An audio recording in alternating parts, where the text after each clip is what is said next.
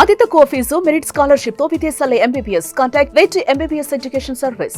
చూసాం కదా మీ పెళ్ళిలో కూడా ఎంత చనువు ఉందో కూడా అర్థమైంది అందరికీ.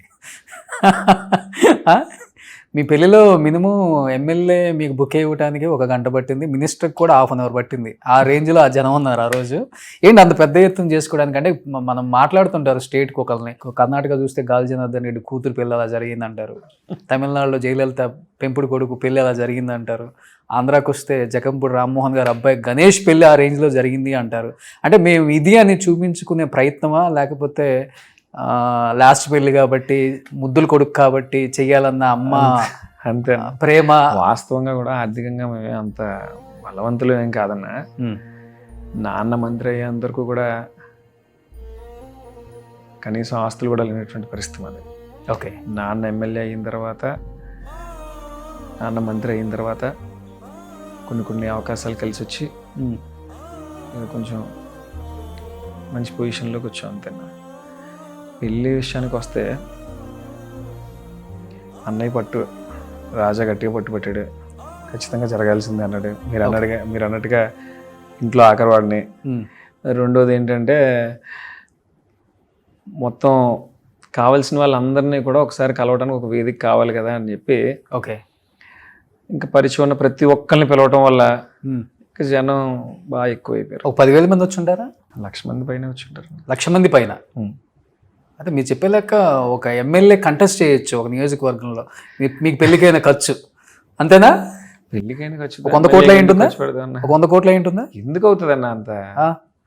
వచ్చిన వాళ్ళు అందరూ ఆశీర్వదిస్తారు, వెళ్ళిపోతారు, సగం మంది భోజనం చేస్తారు. ఓకే. ఎందుకు అయిపోద్ది అంత? భోజనాలకి ఎంత ఖర్చు అయిపోద్ది? దాన్నే ఉంది ఒక 20-30 కోట్లు. ఇప్పుడు మీరు నన్ను మొత్తం రాసి అన్న ఇమ్మంటారు ఏంటి? ఇన్కమ్ ట్యాక్స్ కానీ పంపిస్తారేంటి? ఏదో ఆర్భాటంగా ఘనంగా తమ్ముడు పెళ్లి చేయాలి అనుకున్నాడు మా అన్నయ్య, చేశాడు. ఓకే, అంతే. ఇంకా అవతల పక్కన నా వైఫ్ వాళ్ళు కూడా పొలిటికల్ బ్యాక్గ్రౌండ్ ఉన్న వాళ్ళు. ఓకే. వాళ్ళ నాన్నగారు కొత్తపల్లి జానకరామ్ గారు ఒకసారి ఎమ్మెల్యే చేశారు, వాళ్ళ పెద్దనాన్నగారు కొత్తపల్లి సుబ్బారాయుడు గారు కూడా మంత్రి చేశారు. వాళ్ళు కూడా రాజకీయంగా బాగా బలవంతులు కాబట్టి ఆ జిల్లాలో ఆబ్వియస్గా వాళ్ళ జనం మా జనం అందరూ కలిస్తే కొంచెం గట్టిగా కనిపించింది అంతే. ఓకే. లవ్ మ్యారేజా గణేష్ గారు? లవ్ మ్యారేజ్ అన్న. Love marriage. ఎన్ని ఇయర్స్ ప్రేమ? 7-8 years లవ్ చేసుకున్నాం. 7-8 years. సో మిమ్మల్ని పూర్తిగా అర్థం చేసుకున్న తర్వాతే దిగారు ఇంకైతే. తను అడిగితే చెప్తాను. తను పెద్దగా మాట్లాడరు కదా.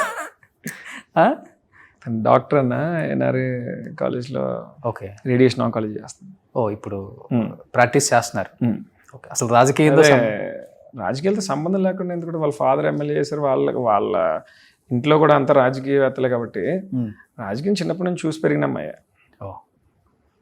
కాకపోతే నేనున్న ఫీల్డ్ వేరు, తనున్న ఫీల్డ్ వేరు అంతే. ఓకే. సుమన్ టీవీలో మీ పర్సనల్ అండ్ బిజినెస్ ప్రమోషన్స్ కోసం కింది నెంబర్కి కాంటాక్ట్ చేయండి.